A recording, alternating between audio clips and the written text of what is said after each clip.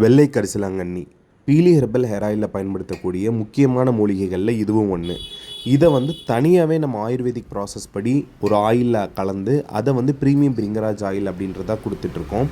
இளநரை இருக்கிறவங்க, முடி ரொம்ப வீக்காக இருக்குதுன்னு சொல்கிறவங்க, முடி வளர்ச்சி கம்மியாக இருக்குதுன்னு சொல்கிறவங்க இந்த ஆயிலை பயன்படுத்தலாம்.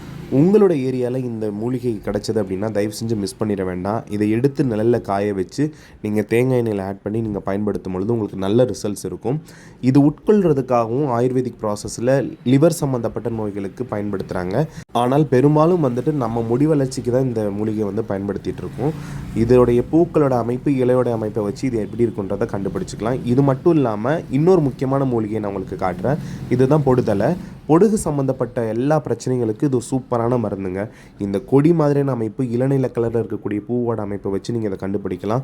இதுவும் உங்களோட ஏரியாவில் கிடச்சிதுன்னா இதையும் நீங்கள் பறித்து தேங்காய் எண்ணெயில் கலந்து வச்சு தேய்க்கும் பொழுது உங்களுக்கு சூப்பரான ரிசல்ட் இருக்கும். எப்படி ஆயில் செய்கிறதுன்னு அடுத்த வீடியோவில் பார்க்கலாம்.